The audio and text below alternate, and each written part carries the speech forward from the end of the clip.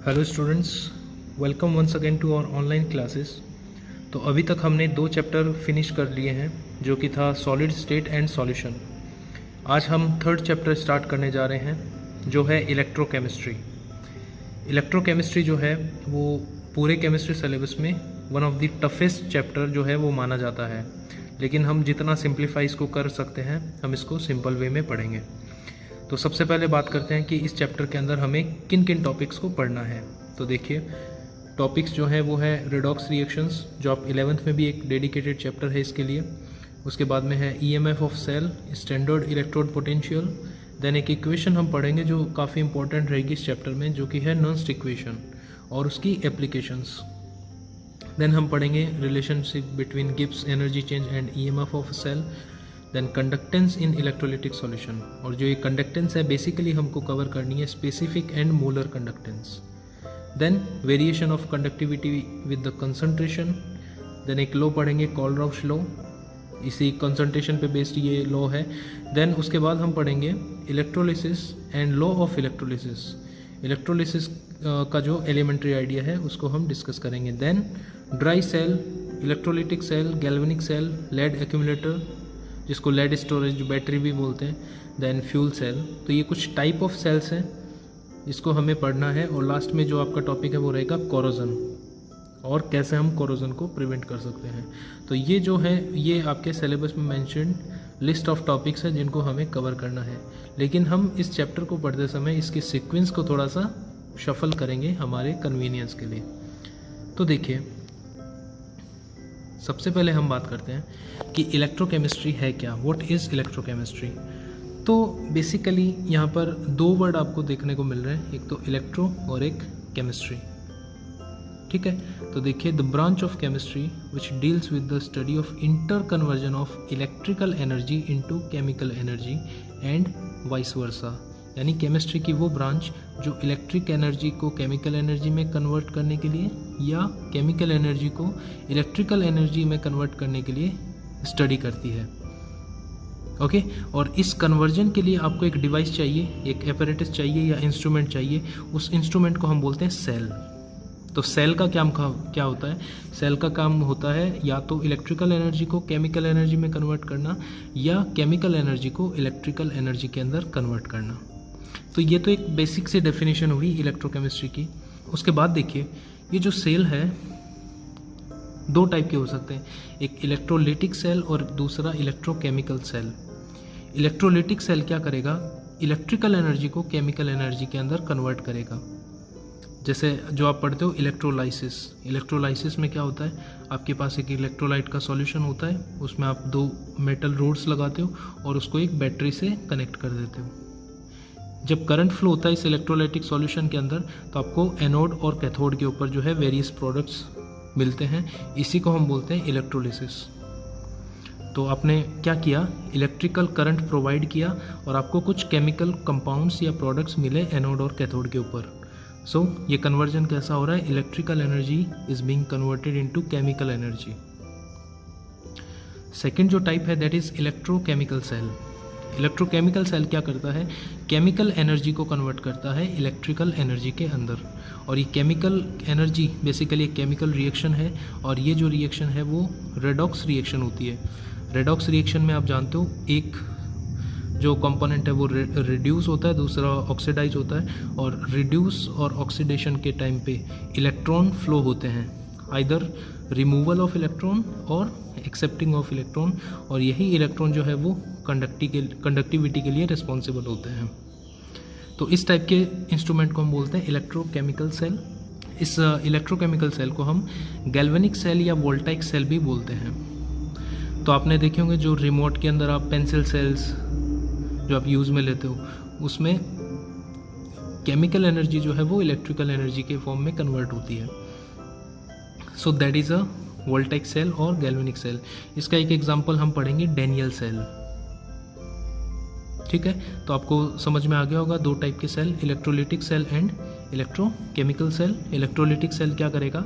Electric energy को chemical energy में convert करेगा, and electrochemical cell chemical energy को इलेक्ट्रिकल एनर्जी के अंदर कन्वर्ट करेगा। अब देखिए, डैनियल सेल का अरेंजमेंट हम थोड़ा सा देखते हैं। डेनियल सेल में क्या है, एक जिंक का बना हुआ रोड है जिसको जिंक सल्फेट के सॉल्यूशन में डिप किया हुआ है। देन एक कॉपर का बना रोड है जिसको कॉपर सल्फेट के सॉल्यूशन के अंदर डिप किया हुआ है। तो जिंक रोड को हमने डिप किया है जिंक सल्फेट सॉल्यूशन के अंदर और कॉपर रोड को हमने डिप किया है कॉपर सल्फेट सॉल्यूशन के अंदर। अब देखिए इन दोनों रोड को हम एक वायर से कनेक्ट कर देते हैं। तो जैसे ही आप इनको आपस में कनेक्ट करते हो, कोई एक एलिमेंट ऑक्सीडाइज होगा और दूसरा एलिमेंट रिड्यूस होगा। वो डिपेंड करता है उनकी इलेक्ट्रोकेमिकल सीरीज़ के ऊपर, जो आप 11th में भी पढ़ते हो, आगे इस चैप्टर में भी हम पढ़ेंगे। या सिंपल वर्ड में आप यूँ समझ लीजिए कि जो मोर रिएक्टिव है वो इलेक्ट्रॉन डोनेट करेगा और जो लेस रिएक्टिव है वो इलेक्ट्रॉन एक्सेप्ट करेगा। क्लियर? तो देखिए यहाँ पर जो जिंक है वो मोर रिएक्टिव है और वो इलेक्ट्रॉन डोनेट करेगा कॉपर +2 आयंस को। ठीक है, तो जिंक से इलेक्ट्रॉन जाएंगे कॉपर +2 आयंस को, तो जिंक तो कन्वर्ट हो जाएगा जिंक +2 आयंस के अंदर और कॉपर जो है वो सॉलिड कॉपर पार्टिकल्स के फॉर्म में रिड्यूस हो जाएगा। तो यहाँ पर जिंक से हो रहा है रिमूवल ऑफ इलेक्ट्रॉन्स, इसको बोलते हैं ऑक्सीडेशन, और कॉपर कर रहा है गेन ऑफ इलेक्ट्रॉन, इसको बोलते हैं रिडक्शन। क्लियर? तो जिंक का तो हो रहा है ऑक्सीडेशन एंड कॉपर का हो रहा है रिडक्शन। तो ये पूरी रिएक्शन कैसी हो गई? रिडॉक्स रिएक्शन हो गई। इन दोनों इलेक्ट्रोड्स को, ये जो है एक इलेक्ट्रोड है, ये जो है वो दूसरा इलेक्ट्रोड है, जिसको हम हाफ सेल भी बोलते हैं। तो कोई भी सेल जब पूरा बनेगा तो दोनों इलेक्ट्रोड को आपस में कनेक्ट करना ज़रूरी है। तो इन दोनों इलेक्ट्रोड को हम एक ब्रिज के थ्रू कनेक्ट करते हैं जिसको हम बोलते हैं सॉल्ट ब्रिज। सॉल्ट ब्रिज का काम क्या होता है? आयोनिक न्यूट्रलिटी को मेंटेन रखना, क्योंकि अगर चार्ज सेपरेशन होगा, पोलराइजेशन होगा, तो एक टाइम ऐसा आएगा जब सेल जो है वो वर्क करना बंद कर देगा। तो आयोनिक न्यूट्रलिटी या इलेक्ट्रॉनिकली न्यूट्रलिटी को मेंटेन रखने के लिए हम सॉल्ट ब्रिज को काम में लेते हैं। आगे चल के हम पढ़ेंगे सॉल्ट ब्रिज के लिए क्या क्या प्रॉपर्टीज़ होनी चाहिए। अब देखिए यहाँ पर जिंक एनोड से ऑक्सीडाइज हो रहा है जिंक +2 आयंस के अंदर, तो एनोड का जो टोटल मास है वो डिक्रीज होगा। तो आप देख रहे हैं डायग्राम में इधर से थोड़ा कट करके इसको दिखाया हुआ है, यानी इसका जो मास है एनोड का वो कम होगा। कम क्यों हो रहा है? क्योंकि zinc is being converted into zinc +2 ions, और यहाँ से जिंक पार्टिकल्स डिसॉल्व होते रहेंगे सॉल्यूशन में आयन के फॉर्म में। और कॉपर जो है वो कन्वर्ट हो रहा है कॉपर +2 से कॉपर सॉलिड के अंदर। तो ये जो कैथोड है इसके ऊपर जो है कॉपर का डिपोजिशन बढ़ेगा और इसका जो मास है वो इंक्रीज होगा। ठीक है, तो removal of electron is called oxidation and gain of electron is called reduction. तो ऑक्सीडेशन जहाँ पर हो रहे हैं या जहाँ पर इलेक्ट्रॉन रिलीज हो रहा है उस इलेक्ट्रोड को हम बोल रहे हैं एनोड, और जहाँ पर रिडक्शन हो रहा है या इलेक्ट्रॉन गेन हो रहे हैं उस इलेक्ट्रोड को हम बोल रहे हैं कैथोड। अब ये आप याद कैसे रखेंगे? तो आप मान लीजिए कि हमारे पास एक लाल कलर की कैट है, red cat, that means reduction takes place at the cathode. तो बचा हुआ जो है वो एनोड पे होगा, यानी oxidation will take place at anode. Clear? अच्छा, जब आपने कंसंट्रेशंस को 1 मोलर लिया है इस डेनियल सेल के अंदर, अगर आपने इसकी कॉपर सल्फेट की कंसंट्रेशन भी 1 मोल पर लीटर ली है और जिंक सल्फेट की भी कंसंट्रेशन 1 मोल पर लीटर ली है, तब जो पोटेंशियल आपको मिलेगा इस सेल का वो मिलेगा 1.1 वोल्ट। ओके, सो आगे चल के हम पढ़ेंगे कि जो सेल पोटेंशियल है वो कंसंट्रेशन पे डिपेंड करता है। तो आपने अगर सब कुछ यूनिटी रखा है उस समय डेनियल सेल का जो वोल्टेज है वो होगा 1.1 वोल्ट। ठीक है, और इलेक्ट्रॉन कहाँ जा रहे हैं? एनोड से इलेक्ट्रॉन जा रहे हैं कैथोड की ओर। तो इलेक्ट्रॉन का जो डायरेक्शन है वो ये डायरेक्शन है, और हम जानते हैं कि जो करंट फ्लो करता है वो इलेक्ट्रॉन के डायरेक्शन से रिवर्स होता है, यानी ये जो डायरेक्शन है ये करंट फ्लो का डायरेक्शन है। Okay, so this is the direction of electron flow and this is the direction of current flow. I hope आपको डेनियल सेल का अरेंजमेंट अच्छे से समझ में आ गया होगा। इसको आप ड्रॉ कर सकते हैं और जितने भी चीज़ें मैंने आपको बताई हैं उसको आप अपने वर्ड्स में नोट कर सकते हैं कि एनोड पे ऑक्सीडेशन होगा, कैथोड पे रिडक्शन होगा, एनोड पे जो इलेक्ट्रोड है उसका मास कम होगा, कैथोड पे जो इलेक्ट्रोड है उसका मास इंक्रीज होगा, सॉल्ट ब्रिज का क्या काम है, यहाँ पर इलेक्ट्रॉन का फ्लो एनोड से कैथोड है, करंट का फ्लो कैथोड से एनोड की ओर है। कंसंट्रेशन को यूनिटी रखा जाए तो जो सेल पोटेंशियल है डैनियल सेल का वो होता है 1.1 वोल्ट। अब देखिए, अगर आप डैनियल सेल पे एक एक्सटर्नल पोटेंशियल अप्लाई करें, यानी डैनियल सेल को आप एक एक्सटर्नल बैटरी से कनेक्ट कर रहे हो, तो अगर उस बैटरी का पोटेंशियल 1.1 वोल्ट से कम है, लेस देन 1.1 वोल्ट है, तो डैनियल सेल बिल्कुल उसी तरीके से वर्क करेगा जैसा वो पहले कर रहा था। कैसे? जिंक जो है वो एनोड बनाएगा, कॉपर जो है वो कैथोड बनाएगा, जिंक से कॉपर की ओर इलेक्ट्रॉन फ्लो करेंगे। क्लियर? यहाँ पर जिंक का ऑक्सीडेशन होगा और कैथोड का रिडक्शन होगा। यानी नॉर्मली जो डैनियल सेल जिस तरीके से वर्क करता है उसी तरीके से वो वर्क करेगा। ओके? और जब आपने एक्सटर्नल वोल्टेज 1.1 वोल्ट के इक्वल ही अप्लाई किया है तो क्या होगा? सेल वर्क करना बंद कर देगा। ना तो जिंक ऑक्सीडाइज होगा, ना कॉपर रिड्यूस होगा, ना ही इलेक्ट्रॉन रिलीज होंगे, ना ही इलेक्ट्रॉन एक्सेप्ट होंगे, और सेल का जो फंक्शन है वो रुक जाएगा। लेकिन अगर आपने एक्सटर्नल वोल्टेज या external EMF electromotive force 1.1 volt से ज़्यादा अप्लाई किया है तो क्या होगा? सेल जो है वो रिवर्स रिएक्शन को करना शो कर देगा। रिवर्स रिएक्शन कैसे? अब कॉपर जो है वो एनोड बनाएगा और जिंक जो है वो कैथोड बनाएगा। कॉपर ऑक्सीडाइज होगा, जिंक रिड्यूस होगा, और इलेक्ट्रॉन जो है वो कॉपर से जिंक की ओर मूव करेंगे। यानी यहाँ पर ये जो सेल था वो था इलेक्ट्रोकेमिकल सेल। केमिकल एनर्जी से आपको इलेक्ट्रिकल एनर्जी मिल रही थी, लेकिन अब ये जो सेल है वो कन्वर्ट हो चुका है इलेक्ट्रोलाइटिक सेल के अंदर।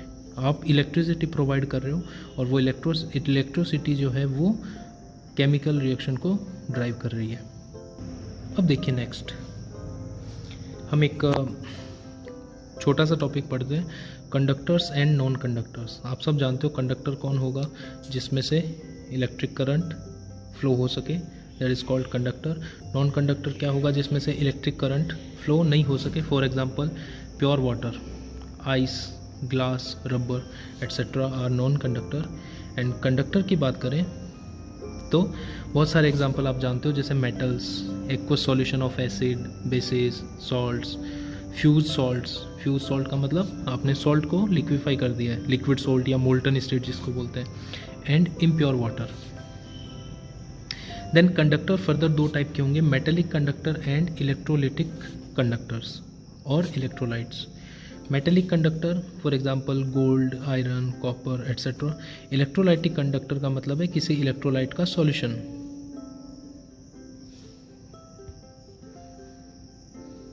मेटेलिक कंडक्टर में जो इलेक्ट्रिसिटी है वो पास होगी through the movement of electron without undergoing any chemical change. यानी कि आपने एक आयरन का वायर लिया, उसको बैटरी से अटैच किया, तो उसमें सिर्फ इलेक्ट्रॉन्स का मूवमेंट होगा, कहीं भी कोई रेडॉक्स रिएक्शन या इस टाइप की कोई केमिकल चेंज आपको देखने को नहीं मिलेगा। ओके, सो ऑल मेटल्स और नॉन मेटल में ग्रेफाइट जो है या कुछ एलॉयज, मिनरल्स, ये सब मेटेलिक कंडक्टर्स की कैटेगरी में आएंगे। इलेक्ट्रोलाइटिक कंडक्टर क्या है? दो substance whose water solution conduct the electric current and which are decomposed by the passage of current are called electrolytes। यानी वो कंडक्टर जिसमें इलेक्ट्रोलिसिस के थ्रू कंडक्टिविटी प्रोसीड हो रही है। In this case conduction takes place by movement of ions. Ions के movement से जो कंडक्शन है वो हमको ऑब्जर्व होगा। ठीक है। Electrolytes also conduct electricity in fused state and undergo decomposition by passes the electric current। तो इलेक्ट्रोलाइट को अगर आप फ्यूज़ कर देंगे, मतलब उसको सॉलिड से आप लिक्विड स्टेट में कन्वर्ट कर देंगे बिना सॉल्यूशन बनाए, तो वो भी आपको कंडक्टेंस शो करेगा और वो डिकम्पोज भी होगा करंट के प्रेजेंस में। अब इलेक्ट्रोलाइट भी दो तरीके के होते हैं, एक तो होता है स्ट्रॉन्ग इलेक्ट्रोलाइट और एक होता है वीक इलेक्ट्रोलाइट। स्ट्रॉन्ग इलेक्ट्रोलाइट वो होता है जो जब आप करंट पास करेंगे तो उसका मैक्सिमम अमाउंट जो है वो आयोनाइज्ड हो जाता है, यानी वो डीकम्पोज हो जाता है, जैसे salts, strong acid, strong base, ये स्ट्रॉन्ग इलेक्ट्रोलाइट्स हैं। वीक इलेक्ट्रोलाइट क्या होगा कि वो कंप्लीटली आयोनाइज्ड नहीं होंगे और उसका केवल कुछ ही अमाउंट जो है वो डीकम्पोज होगा या आयंस के अंदर ब्रेक डाउन होगा। For example all carbonic acids, acetic acid, hydrogen cyanide, ammonia, amines etcetera. यानी बेसिकली जो वीक एसिड और वीक बेसिस है वो वीक इलेक्ट्रोलाइट की तरह बिहेव करते हैं। इसको थोड़ा सा आप यूँ समझिए, सपोज आपके पास 100 मॉलिक्यूल्स ऑफ NaCl प्रेजेंट है, तो NaCl जो है वो एक स्ट्रॉन्ग इलेक्ट्रोलाइट है। जब आप इसमें करंट पास करेंगे तो सपोज 99 आपको सोडियम आयंस और 99 ही आपको क्लोराइड आयंस मिल गए, यानी इसका 99% जो है वो डीकम्पोजिशन हो चुका है।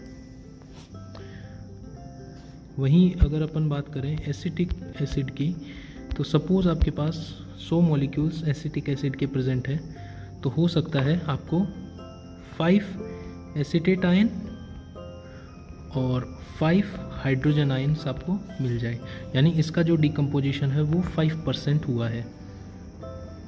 ठीक है, तो मेरे ख्याल में आप समझ गए होंगे स्ट्रॉन्ग इलेक्ट्रोलाइट क्या है, जो मोर नंबर ऑफ आयंस प्रोड्यूस कर रहे हैं, और वीक इलेक्ट्रोलाइट क्या है, जो less number of ions produce कर रहे हैं। तो ज़्यादा अच्छी कंडक्टेंस आपको किस में शो होगी? अनडाउटेडली स्ट्रॉन्ग इलेक्ट्रोलाइट्स में। लेकिन अगर आप डाइल्यूशन बढ़ाओगे, यानी आप सॉल्वेंट और ऐड करते जाओगे, तो वीक इलेक्ट्रोलाइट की जो डिग्री ऑफ डिसोसिएशन है वो भी बढ़ता जाता है। ठीक है, तो आगे चल के हम पढ़ेंगे कंडक्टिविटी कंसंट्रेशन के साथ कैसे वेरी करती है, तब इसको अपन कोलराउस लॉ में और ज़्यादा क्लियरली पढ़ेंगे। ओके, नेक्स्ट देखिए, मेटेलिक और इलेक्ट्रोलाइटिक कंडक्शन में कुछ डिफरेंसेस हैं। मेटेलिक कंडक्टेंस में कंडक्टिविटी शो होती है by the flow of electrons without decomposition of the substance, जबकि इलेक्ट्रोलाइटिक कंडक्शन में फ्लो ऑफ आयंस, और इसमें क्या होता है, केमिकल चेंज भी इलेक्ट्रोड्स पे आपको ऑब्जर्व होगा। मेटेलिक कंडक्शन में no transfer of matter, electrolytic conduction में मैटर भी जो है वो ट्रांसफ़र हो जाता है। कैटायन है वो नेगेटिव चार्ज इलेक्ट्रोड की ओर, और जो एनाइन है वो पॉजिटिव चार्ज इलेक्ट्रोड की ओर मूव करते हैं, तो आयनिक मूवमेंट वहाँ पे आपको शो होगा। The resistance to flow the current increase with the increase in temperature, hence the increase in the temperature decrease the conduction। यानी जब आप हीट करेंगे किसी मेटेलिक कंडक्टर को, किसी वायर को अगर आप हीट करेंगे तो उसका रेजिस्टेंस इंक्रीज होगा, और रेजिस्टेंस क्या होता है, कंडक्टेंस का रेसिप्रोकल होता है। तो टेम्परेचर बढ़ाने से कंडक्शन डिक्रीज हो जाएगा in the case of metallic conductors. But electrolytic conductors में क्या होगा, जैसे ही आप हीट करेंगे आयनिक डिकम्पोजिशन और भी ज़्यादा बढ़ जाएगा, और आयनिक डिकम्पोजिशन जब बढ़ जाएगा तो कंडक्टिविटी भी बढ़ जाएगी, यानी the temperature increases the conduction. तो ये कुछ डिफरेंसेस हैं between metallic and electrolytic conduction. आज की क्लास में हम इतना ही पढ़ेंगे। आई होप ये आपको टॉपिक्स समझ आ गए होंगे, इतना कुछ कॉम्प्लेक्स इसमें नहीं है, बेसिक मैंने आपको सिर्फ एक इस चैप्टर को स्टार्ट करने के लिए जो है वो बताया है। नेक्स्ट क्लास में हम पढ़ेंगे electrolysis and product of electrolysis, यानी इलेक्ट्रोलाइसिस किसको कह रहे हैं, उसमें क्या क्या चीज़ें ऑब्जर्व होगी, एनोड पे कौन सा आयन जाएगा, कैथोड पे कौन सा आयन जाएगा, और अगर more than one type of ions present है तो कौन सा प्रोडक्ट आपको इलेक्ट्रोलाइसिस में आप उसको अज्यूम कर सकते हो। इसको हम नेक्स्ट क्लास में डिस्कस करेंगे। आज की क्लास में इतना ही। Thank you very much. और अब आप अपनी स्टडी को गियर अप कर लीजिए और आने वाले एग्ज़ाम्स या कंपटीशन के लिए अपने आप को प्रिपेयर रखिए। Thank you.